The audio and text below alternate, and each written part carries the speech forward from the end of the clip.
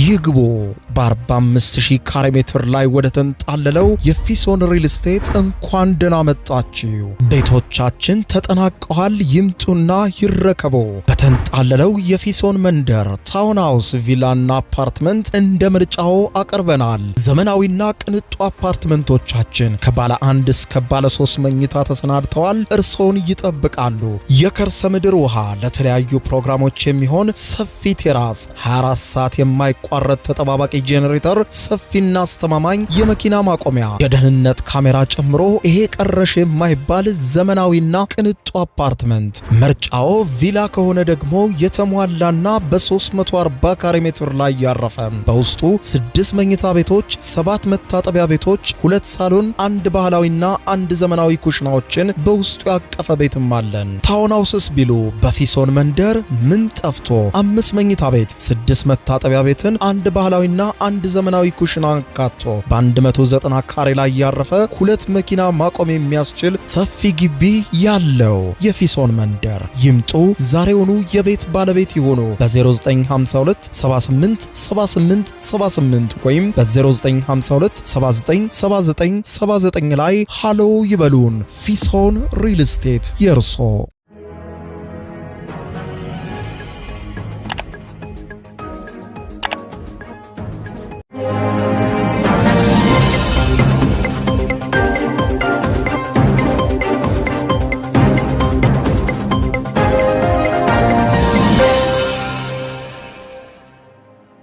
አስተሊንክ ክብራትና ክብራን የዩቲዩብ ቻናል ቤተሰቦች፣ አሁን የተሰሙ አጫጭር ሰበር መረጃዎችን ይዤ ቀርብ ያለው። በርከት ያሉ ሰበር መረጃዎች ዩቲዩብ ላይ ሲጫኑ ቀድሞ ለእናንተ የማስታወቂያ መልእክት ወይም ኖቲፊኬሽን እንዲደርሷችሁ የዩቲዩብ ቻናሌን ሰብስክራይብ በማድረግ የደወል ምልክቷን መጫን አትዘንጉ። ወደ ሰበር መረጃው ስናቀና ክብራን አድማጮች፣ የአሜሪካው መገናኛ ብዙሃን ኒውዮርክ ታይምስ ዛሬ ሌሊቱን ይዞት የወጣው ዘገባ አሜሪካን አስደንግጧል። አሜሪካ እጅግ ስፍር ቁጥር የሌለው ሰራዊት አሰልፋ የሆርሙዝ ወሽመጥን በኢራን ላይ በመዝጋት በተለይም የኢራን መርከቦች ወደ ሌሎች ወደቦች እንዳይሄዱና እንዳይወጡ በማድረግ ኢራንን በቀን 500 ሚሊዮን የአሜሪካን ዶላር እያሳጣኋት ነው፣ ገበያዋም እየተመናመነ ነው፣ በአጭር ጊዜ ከአሜሪካ ጋር ትደራደራለች በማለት ብታስብም ዛሬ ሌሊቱን ግን የኒውዮርክ ታይምስ ዘገባ ፈጽሞ ያልተጠበቀ ትራምፕም ያልገመቱትን ዘገባ ይዞ ነው የወጣው። ይህንን በተመለከተ በስፋት የማስደምጣችሁ ሰበር መረጃ ይኖራል። በሌላ በኩል የሆርሙዝ ወሽመጥን በተመለከተ አዲስ መረጃዎች አሉ። እንዲሁም በሆርሙዝ ቀጠና ላይ የጦራቸውን የሚያሰማሩ ሀገራት ቁጥር እየተበራከቱ ነው። ጣሊያንም በተመሳሳይ የጦር መርከቧን እንደምትልክ አስታውቃለች። በዝርዝር የምታደምጡት ሌላኛው ሰበር መረጃ ይህ ነው። በሌላ በኩል የየመኑ የሃውቲ ቡድን የውጭ ጉዳይ ኃላፊ ለኢራን ይፋዊ ደብዳቤ ጽፈዋል። በዚህ ደብዳቤ ላይ አሜሪካና እስራኤል ዳግም በኢራን ላይ ጥቃት የሚከፍቱ ከሆነ ቀጠናው ብቻ ሳይሆን መላው ዓለም ወደ ከባድ ግጭት ይገባል ሲሉ አስጠንቅቀዋል። ጉዳዩን በተመለከተ በስፋት የምታደምጡት ሰበር መረጃ ይኖራል። በሌላ በኩል በአይነቱ የተለየና እስካሁን በምድር ላይ ከተሰሩ ሚሳኤሎች ሁሉ ግዙፍ የሆነ አይሲቢኤም ወይም ኢንተርኮንቲኔንታል ባላስቲክ ሚሳኤል መስራቷንና ሞክራ ማረጋገጧን ሩሲያ አስታውቃለች። ይህንን አህጉር አቋራጭ የባላስቲክ ሚሳኤልን በተመለከተ የሩሲያው ፕሬዝዳንት ቭላዲሚር ፑቲን ንግግር አድርገዋል። በጉዳዩ ዙሪያ በስፋት የማስደምጣችሁ ሰበር መረጃ ይኖራል። እስከ ፍጻሜ ቆዩ። ዝርዝሩን አድምጡ ግብዣይ ነው። ወደ መረጃዎቹ አለፍኩ። አብረን እንከታተለው። በቅድሚያም የአሜሪካውን ኒውዮርክ ታይምስ ጋዜጣ ዛሬ ሌሊቱን ይዞት የወጣው ዘገባ አሜሪካን አስደንግጧል። አሜሪካም በመካከለኛው ምስራቅ በሆርሙዝ ወሽመጥ አካባቢ ስፍር ቁጥር የሌለው ሰራዊቷን አሰልፋም ወደ ሆርሙዝ ወሽመጥ በተለይም ደግሞ ወደ ኢራን ወደቦች ምንም አይነት የጭነት መርከቦችን እንዳይደርሱ በማድረግ በኢራን ላይ እገዳ ጥያለው፣ በቀንም 500 ሚሊዮን የአሜሪካን ዶላር ኢራንን እያሳጣዋት ነው፣ እያከሰርኳት ነው የሚል መግለጫ በተደጋጋሚ አሜሪካ ብትሰጥም ዛሬ ሌሊቱን የኒውዮርክ ታይምስ ጋዜጣ የምርመራ ዘገባ እንዳጋለጠው ከሆነ ግን ታሪኩ ሌላ ነው። ኢራን በሌላ በር በሌላ መስኮት ከፍተኛ የሆነ የንግድ ልውውጥ እያደረገች ነው ብሎናል። በአሜሪካ ጦር የሆርሙዝ ወሽመጥ የተሰጋባት ኢራን በካስፒያን ባህር ከሩሲያ ጋር የጦፈ ንግድ ላይ መሆኗን አመልክቷል። የካስፒያን ባህር የባህር ላይ ትራንስፖርት መስመርን በመጠቀም ኢራን ከሩሲያ ጋር ከፍተኛ የሆነ የንግድ ልውውጥ እያደረገች ሲሆን ሩሲያም በተመሳሳይ የኢራን የድሮን ማለትም የሰው አልባ በራሪ አውሮፕላን መለዋወጫዎችንና አካላትን በከፍተኛ ፍጥነት በማጓጓዝ ላይ መሆኗን አጋልጧል። ጋዜጣው ማንነታቸው እንዳይገለጽ የጠየቁ ከፍተኛ የአሜሪካ ባለስልጣናትንና ሌሎችም ከፍተኛ የምርመራ ሪፖርቶችን አረጋግጦ እንደዘገበው በዓለም ትልቁ የሆነውን ይህንን የሀገር ውስጥ ሐይቅ ማለትም የካስፒያን ባህርን በመጠቀም በአሁኑ ወቅት ለሁለቱ ሀገራት የሚስጥርም ሆነ የግልጽ የንግድ ልውውጥ ዋነኛና ስትራቴጂካዊ የደም ስር ሆኖ እያገለገላቸው ነው ብሏል። ኢራን ያበር ቢዘጋባትም በካስፒያን ባህር ላይ በአስገራሚ ፍጥነት ከሩሲያ ጋር ከፍተኛ ግብይት ለውጥ እያደረገች እንደሆነ አመልክቷል። ባለፉት ጊዜያት ብዙም ትኩረት ተነፍጎት የነበረው ይህ የንግድ ኮሪደር አሜሪካና እስራኤል በኢራን ላይ አካሂደውት የነበረውና ባለፈው ወር እጅግ ተሰባሪ ሊሆን በሚችል የተኩስ አቁም ስምምነት ለጊዜው ጋብ ያለው ከባድ የፈንጂ ድብደባና ጦርነት ካስከተለው ውድመት በኋላ ኢራን የወደመባትን ወታደራዊ አቅሟን በፍጥነት እንድትገነባ እጅግ ከፍተኛ አስተዋጽኦ እያደረገ የሚገኘው የካስፒያን ባህር ነው ብሏል። ኢራን ከመሳሪያ መጠገኛ ግብአቶች በተጨማሪ የግብርና ምርቶች፣ የእርዳታ መሳሪያዎችንና የምግብ ግብአቶችን በሙሉ በካስፒያን ባህር ላይ ከቻይና ጭምር በሩሲያ ተላልፈው ወደ ኢራን እየገቡ እንደሆነ አመልክቷል። የአሜሪካ ባለስልጣናት እንደሚሉት ከሆነ ከሩሲያ የመጣው ይህ የጦር መሳሪያ ጭነት አሁን ባለው ከፍተኛ ፍጥነት ከቀጠለ ደግሞ በቅርቡ በተካሄደው ጦርነት 30 በመቶ የሚጠጋ የድሮን ክምችቶቿም የወደሙባት ኢራን በአጭር ጊዜ ውስጥ ራሷን ሙሉ በሙሉ አስታጥቃ እንደምትነሳ አመልክቷል። የካስፒያን ባህር የጋራ የየብስ ድንበር ለሌላቸው ነገር ግን በዚህ ግዙፍ የሀገር ውስጥ ባህር ላይ እጅግ ረዥም የባህር ዳርቻ ላላቸው ሩሲያና ኢራን እንደ ጠንካራ የትብብር ድልድይ ሆኖ ከምንም አይነት መከለያ ውጭ ሆኖ እያገለገላቸው ነው። ይህ የውሃ አካል ሁለቱ ሀገራት የአሜሪካን ወይም የማናቸውንም ሀገራት እገዳዎችና ማዕቀቦችን መጣስ ፍርሃት ሳይኖርባቸው ያለምንም ጣልቃ ገብነት በግልጽና በነጻነት በከፍተኛ ሁኔታ የንግድ ልውውጥ እያደረጉበት ይገኛል ብለዋል። የኒውዮርክ ታይምስ የምርመራ ዘገባ አክሎ እንዳጋለጠው ከሆነ በአሁኑ ወቅት ሩሲያ በመደበኛው ሁኔታ በአሜሪካና በኢራን ፍጥጫ ምክንያት ለሳምንታት ተዘግቶ በሚገኘው የሆርሙዝ የባህር ወሽመጥ በኩል ማለፍ የነበረባቸውን ሸቀጦች እንዲሁም በዚህ የካስፒያን ባህር መስመር በኩል ለኢራን እየላከችላት ይገኛል። በካስፒያን ባህር ከሚያልፉ ምርቶች መካከል እህሎች፣ የእንስሳት መኖ፣ የሱፍ አበባ ዘይትና ሌሎችም መሰረታዊ የፍጆታ ዕቃዎችም በስፋት ይገኙበታል። ከ700 ኪሎ ሜትር ወይም 430 ማይልስ በላይ ርዝመት ያለው የካስፒያን ባህር ደቡባዊ የባህር ዳርቻ በሰሜናዊ ኢራን ግዛት ውስጥ የሚገኝ ሲሆን ይህ የባህር መስመር ሩሲያና ኢራን ዓለም አቀፍ ማዕቀቦችን ለማምለጥ ከሚጠቀሙባቸው ዋነኛ መስመሮች አንዱ እንደሆነ በስፋት ይታመናል። ይህ የሩሲያና የኢራን የካስፒያን ባህር ግንኙነት ባይጥማቸው ምንም ማድረግ የሚችሉበት ጉዳይ አይደለም። የካስፒያን ባህር የዓለም አቀፍ የውሃ መስመር ሳይሆን በሁለቱ ሀገራት ድንበር ላይ የሚገኝ ግዙፍ የውሃ አካል ነው። ፕሬዚደንት ዶናልድ ጄ ትራምፕም ሆኑ አስተዳደራቸው ይህንን ጉድ ቆመው ከመመልከት በስተቀር ሊያደርጉት የሚችሉት አንዳች ነገር እንደሌለ ነው ኒውዮርክ ታይምስ የዘገበው። በአሜሪካና በተለያዩ ሀገሮች ማዕቀብ የተጣለበት የኢራን አብዮታዊ ሪፐብሊክ የባህር ጭነት መስመር የኢራን የባህር ኃይል ማዕከል ከሚገኝበት ስፍራ ብዙም በማይርቀውና በባንዳር አንዛሊ ወደብ በኩል መደበኛ ስራውን እያከናወነ እንደሚገኝ ዘገባው ጠቁሟል። በፓሪስ የፖለቲካ ሳይንስ የዩኒቨርሲቲ ምሁር የሆኑት ፕሮፌሰር ኒኮል ግራኒችኪ ለኒውዮርክ ታይምስ ጋዜጣ በሰጡት ጥልቅ ትንታኔ ማዕቀብን ለማምለጥና ወታደራዊ የጦር መሳሪያዎችን ለማስተላለፍ ተስማሚና ምቹ የሆነ ቦታ የት ነው ብለው ማናቸውም ሰዎች ካሰቡ ያ ቦታ ያለ ጥርጥር የካስፒያን ባህር ነው።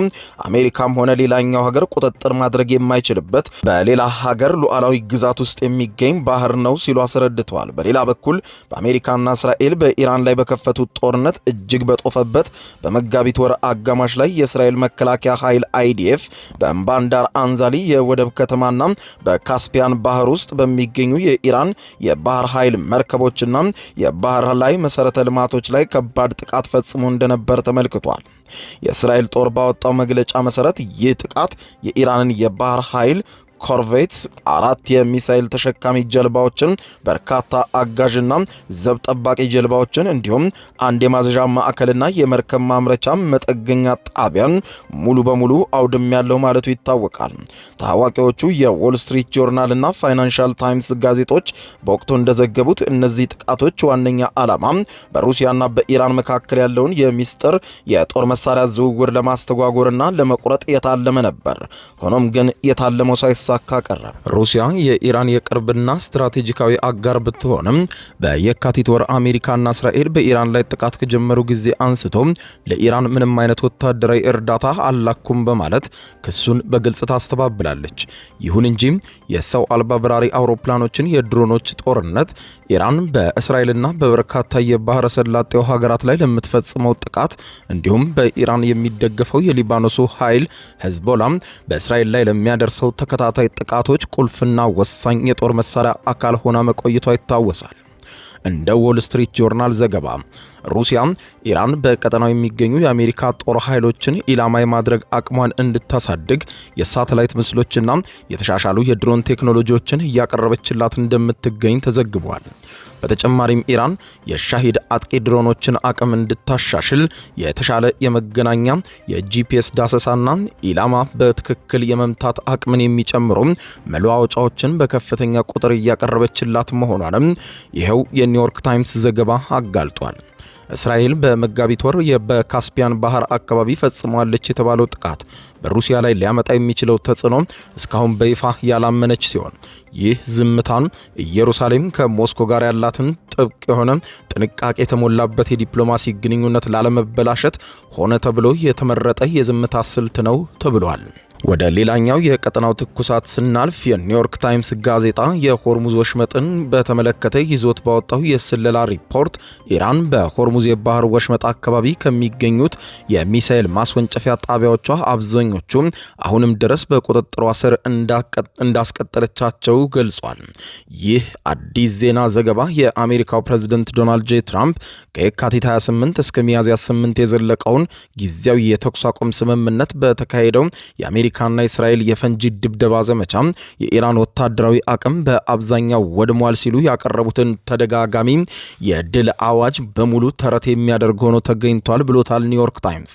እንደ ኒውዮርክ ታይምስ ዘገባ ከሆነ ኢራን በሆርሙዝ የባህር ወሽመጥ አካባቢ ከሚገኙ 33 የሚሳኤል ማስወንጨፊያ ጣቢያዎቿ መካከል 30ዎቹ ሙሉ በሙሉ ተጠግነው አሁን ወደ ስራ መግባታቸውን አመልክቷል። እነዚህ የሚሳኤል ማስወንጨፊያ ጣቢያዎች በመደበኛ ሁኔታ የዓለም አቀፉን የነዳጅና የፈሳሽ ተፈጥሮ ጋዝ ንግድን 20 በመቶ በሚያስተናግደው በዚህ ጠባብ የባህር መተላለፊያ ውስጥ የሚያልፉ የአሜሪካ የጦር መርከቦችንና ግዙፍ የነዳጅ ጫኝ ታንከሮችን በቀጥታ ኢላማ ማድረግ የሚያስችሉ ናቸው ተብሏል። ኢራን በአሜሪካና እስራኤል የአየር ድብደባ ምክንያት ለወሰደችው የአጸፋ እርምጃ ይህንን የባህር መስመር የጠላት መርከቦች ላለቻቸው ሁሉ ሙሉ በሙሉ የዘጋችው ሲሆን ከዚህ ጊዜ ጀምሮ በባህር ወሽመጦ የሚያልፉ የባህር ላይ ትራፊኮችም በሙሉ የመቆጣጠርና የትራንዚት ቀረጥ የመሰብሰብ ሉዓላዊ መብት አለኝ በማለት አቅሟን አጠናክራለች። ኒውዮርክ ታይምስ የጠቀሰው የስለላ ግምገማ ቀደም ሲል የወጡ ዘገባዎችን በማረጋገጥ ኢራን ከጦርነቱ በፊት ከነበራት ተንቀሳቃሽ የሚሳኤል ማስወንጨፊያዎች ወደ 70 በመቶ የሚሆነውን እንዲሁም ከተከማቸ የሚሳኤል ክምችቶቿ 70 በመቶ አሁንም ድረስ ያለምንም ጉዳት እንደያዘችው አረጋግጧል። በሌላ በኩል ባለፈው የሳምንቱ መጨረሻ ላይ አሜሪካና ኢራን እርስ በርስ ያቀረቡትን የሰላም ድርድር የውሳኔ ሐሳብ በፍጹም ተቀባይነት የሌላቸው ናቸው በማለት ሙሉ በሙሉ ውድቅ ማድረጋቸውን ተከትሎ የሰላም ድርድሩ ሙሉ በሙሉ ተስተጓጉሎ ቆሟል። ይህንን ተከትሎ ፕሬዝደንት ትራምፕ ወታደራዊ ዘመቻን ዳግም ለመጀመር ጫፍ ላይ ናቸው። ዩናይትድ ስቴትስ ኢራን የኒውክሌርና የባላስቲክ ሚሳኤል ፕሮግራሞቿን ሙሉ በሙሉ እንድትተው ጥብቅ ቅድመ ሁኔታ ያቀረበች ቢሆንም ኢራን ግን ይህንን በፍጹም ባለመቀበል የዩራኒየም ማበልጸግ ተግባሯን ሙሉ በሙሉ ለሰላማዊና ለሲቪል አገልግሎት ብቻ የሚውል መሆኗን አጥብቃ ከመከራከርም አልፋ ዳግም ጦርነት ከተከፈተባት ግን የኒውክሌር የጦር መሳሪያ መስራት የሚያስችል ዩራኒየምን በስፋት ማምረት እንደምትችል እንደምትጀምርም አስታውቃለች።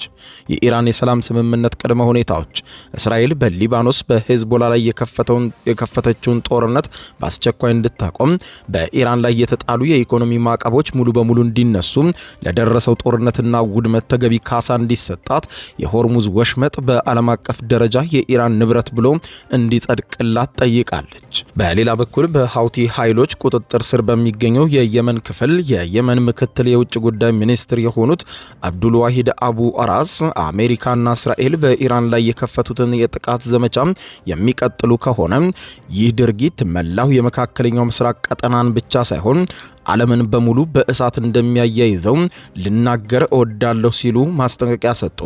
ሚኒስትሩ ይህንን ያሉት የመን ከኢራን እስላማዊ ሪፐብሊክ ጋር ያላትን ያልተገደበና ሙሉ አጋርነት አቋም በድጋሚ ባረጋገጡበት የምሽቱ መግለጫቸው ነው። አቡ አራስ ለኢራኑ ውጭ ጉዳይ ሚኒስትር አባስ አራግቺ በላኩት ይፋዊ ደብዳቤ እንዳሉት ከሆነ አሜሪካና እስራኤል በኢራን ላይ የከፈቱትን ትንኮሳ በጽኑ ያወገዙ ሲሆን ይህ ድርጊት የኢራንን ሉዓላዊነት፣ ነጻነትና የግዛት አንድነት በግልጽ የደፈረ እንዲሁም ሁሉንም ዓለም አቀፍ ሕጎች፣ የዲፕሎማሲ እሴቶችና ስምምነቶችን የጣሰ መሆኑን በስፋት አብራርተዋል። የየመኑ ምክትል ሚኒስትር ባስተላለፉት መልእክትም እንዳሉት የዚህ ጥቃትና ትንኮሳ መቀጠል የቀጠናውን ብሎም የዓለምን የደህንነትና የመረጋጋት ሁኔታ እጅግ አደጋ ላይ ይጥላል። በዓለም አቀፉ ኢኮኖሚና የኃይል የነዳጅ ዋጋዎችም ላይ እጅግ አሉታዊ ተጽዕኖ ያሳድራል። ይህ ሁኔታ መፍትሄ ሳያገኝ ከቀጠለ ደግሞ ቀጠናውንና መላው ዓለምን ማንም ሊተርፍበት ወደማይችልና ሁሉም ወደሚቃጠልበት ከባድ ጦርነት ውስጥ ይዘፍቀናል በማለት አስጠንቅቀዋል። በተጨማሪም ሁሉም የእስልምና እምነት ተከታይ ሀገራት ይህንን ጥቃት በጋራ በመቆም እንዲቋቋሙትና እስራኤላውያንን ሴራ እንዲያከሽፉ ጥሪ እናቀርባለን ብለዋል። ይሁን እንጂ አንዳንድ ሀገራት ቀውሱን ለማስቆም እያደረጉት ያለው የዲፕሎማሲ ጥረት በበጎ ጎኑ እንደሚቀበሉት አክለው ገልጸዋል። አቡ አራስ የኢራን ሕዝብ ያሳየውን ወደር የለሽ ጽናት፣ ጥንካሬና ብሔራዊ አንድነት አድንቀዋል። ጦርነቱን በመጋፈጥ የየመን ከኢራን ጎን ሙሉ በሙሉ እንደምትቆም በማረጋገጥ ደብዳቤያቸውን አጠቃለዋል። እንደሚታወቀው ዩናይትድ ስቴትስ እና እስራኤል በፌብሩዋሪ 28 ምንም አይነት ቀጥተኛ ትንኮሳ ሳይኖር በኢራን ላይ የጥቃት ጦርነት የከፈቱ ሲሆን በዚህም ዘመቻ የእስላማዊቷ አብዮት መሪ የሆኑት አያቶላ ሰይድ አሊ ሐሚኒ በግድያ ኢላማ አድርገዋል። እንዲሁም የኒውክሌር ጣቢያዎችን፣ የትምህርት ቤቶችንና ሆስፒታሎችን በፈንጂ ደብድበዋል። ለዚህም ማጸፋ ኢራን እውነተኛ ቃል ኪዳን 4 ወይም ኦፕሬሽን ትሩ ፕሮሚስ 4 የሚል በሰየመችው ወታደራዊ ዘመቻ ከ100 በላይ ተከታታይ ጥቃቶችን መሰንዘሯ ይታወቃል።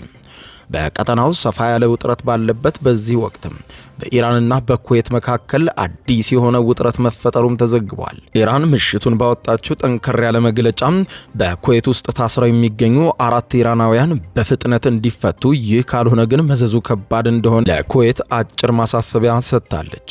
የኢራን ውጭ ጉዳይ ሚኒስትር አባስ አራግቺ በአንድ የባህር ላይ ጀልባ ላይ ከተሰነዘረ ጥቃት ጋር በተያያዘ 4 የኢራን ዜጎች በኩዌት መንግስት መታሰራቸውን ገልጸው ይህን በጥብቅ እናወግዛለን ያሉ ሲሆን የውጭ ጉዳይ ሚኒስትሩ ኩዌትን በቀጠናው መከፋፈልና አለመግባባትን ለመዝራት ሆነ ብላ እየሰራች ነው ሲሉ ክስ አቀርበዋል። የታሰሩ የኢራን ዜጎች ያለምንም ቅድመ ሁኔታ በአስቸኳይ እንዲፈቱ አጥብቀው ጠይቀዋል። ይህንን ሁኔታ በተመለከተ የአልጀዚራ የዜና አውታር ያነጋገራቸው የገልፍ ኢንተርናሽናል ፎረም ዋና ስራ አስፈጻሚ የሆኑት ዳኒያ ታፈር ይህ ክስተት ሰፋ ባለው ቀጠናዊ ጦርነት ምክንያት በባህረ ሰላጤው ሀገራት ውስጥ እጅግ እያየለና እየጨመረ የመጣውን የጸጥታ ስጋት ቁልጭ አድርጎ የሚያሳይ ነው በማለት ገልጸውታል። ታፈር ባደረጉት የፖለቲካ ትንታኔ እንዳብራሩት የባህረ ሰላጤው ሀገራት ከኢራን ጋር ግንኙነት ካላቸው ታጣቂ ኃይሎች ጋር የሚያደርጉትን ተከታታይና ያልተቋረጠ ጥቃት በከፍተኛ ስጋት እየተጋፈጡ ነው። ይህ ስጋት ይበልጥ የሚያጎላው ደግሞ ኩዌት ከዚህ ቀደም በሀገሪቷ ውስጥ ተደብቀው የሚንቀሳቀሱና ጊዜያቸውን የሚጠብቁ አደገኛ የኢራን ቡድኖችን ማግኘቷን በማስታወስ የቀጠናውን ሀገራት የጥርጣሬና የስጋት ደረጃ ከምንጊዜውም በላይ መጨመሩን አስረድተዋል። ይህ በዚህ እንዳለ በመካከለኛው ምስራቅ የተቀሰቀሰው ጦርነትና የሆርሙዝ የባህር ወሽመጥ መዘጋትን ተከትሎ የተለያዩ ሀገራት ወታደራዊ ተሳትፏቸውን ከጊዜ በኋላ እያጠናከሩ ነው። ጣሊያን እስካሁን ድረስ በዝምታ ከመቆየትም በላይ አሜሪካ የምትወስደውን የወታደራዊ እርምጃ ስትቃወምና ከፕሬዝዳንት ዶናልድ ጄ ትራምፕ ጋር ቀጥተኛ የተቃውሞ የአጸፋ መግለጫዎችን ስትለዋወጥ ከቆየች በኋላ ጣሊያን በዛሬው ዕለት የጦር መርከቦቿን ወደ ፋርስ ባህረ ሰላጤ እንደምትልክ በይፋ አስታውቃለች። ጣሊያን ቋሚ የተኩስ አቁም ስምምነት ላይ የሚደረስ ከሆነ 2 የጦር መርከቦችን ወደ ፋርስ ባህረ ሰላጤ እንደምትልክና ሆርሙዝ የባህር ወሽመጥን ደህንነት ለማስጠበቅ እንደምትሰራ በይፋ ገልጻለች። ወደ ጦርነት ቀጠናው የሚሰማሩት እነዚህ የጣሊያን የጦር መርከቦች ባህር ላይ የተጠመዱ ፈንጂዎችን በማሰስ የሚያመክኑ ብቻ ሳይሆኑ ከኢራን ሊሰነዘሩ የሚችሉ እንቅስቃሴዎችንም ለመመከት የሚያስችሉ ናቸው ብለዋል። የጣሊያን መከላከያ ሚኒስትር ጉዲዮ ከርዜቶም በጣሊያን ምክር ቤት ባደረጉት ንግግር ወደ ሆርሙዝ መርከቦች የሚላኩት የህዝብ እንደራሴዎች ፈቃድ ከሰጡ ብቻ ነው ብለዋል። ይህ የሚሆነው አሁን ባለው የተኩስ አቁም ስምምነት መሰረት ሳይሆን ሰላም የሚሰፍን ዘላቂ አስተማማኝና እውነተኛ የተኩስ አቁም ስምምነት ላይ እንዲደረስ ለማስቻል ነው ብለዋል። ከባህር በታች ፈንጂ አነፍንፈው የሚያመክኑ መርከቦች ወደ ቀጠናው ለመድረስ ሳምንታት እንደሚወስድባቸው ገልጠው አሁን ላይ ጣሊያን መርከቦቹን በሜዲትራኒያን ባህርና በቀይ ባህር አቅራቢያ ለማሰማራት እያሰናዳቻቸው ነው ብለዋል።